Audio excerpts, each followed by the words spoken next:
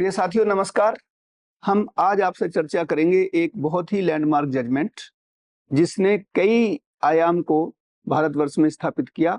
उसका नाम है KM. Nanavati versus state of Maharashtra 1959 Bombay high court. इस केस के जो फैक्ट हैं वो इस प्रकार हैं कि के मानक्षा नानावती एक नेवल कमांडर थे और जब वो अपनी ड्यूटी से वापस लौटे तो उन्हें मालूम हुआ कि उनकी पत्नी के संबंध एक प्रेम आहूजा नाम के व्यापारी से हैं।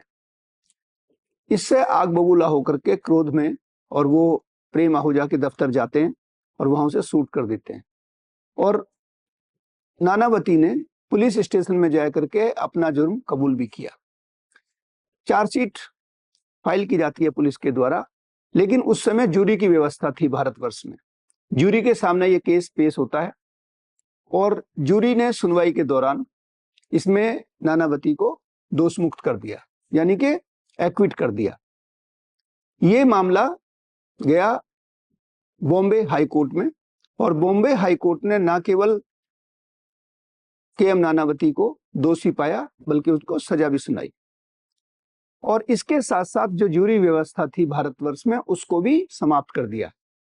जूरी के बारे में मैं आपको थोड़ा ब्रीफ में बता दूं, हालांकि पहले भी हम इस पर चर्चा कर चुके हैं विस्तार के साथ। जूरी व्यवस्था में जो जूरी के मेंबर होते हैं वो समाज के मेंबर होते हैं, समाज से लिए जाते हैं और जूरी व्यवस्था एक तरीके से आम नागरिक के द्वारा न्यायिक प्रक्रिया में भाग लिया जाना है। हालांकि जूरी को सपोर्ट करने के लिए जज होते हैं जो उनको जो ट्रायल के मेथड्स हैं, कानून के बारे में जानकारी देते हैं। तो जो के.एम. नानावती थे, बाद में जो विजयलक्ष्मी पंडित जी थी जो महाराष्ट्र की गवर्नर बनी, उन्होंने इसको के.एम. नानावती की सजा को एक्सोनरेट कर दिया, यानी कि पार्डन दे दी गई।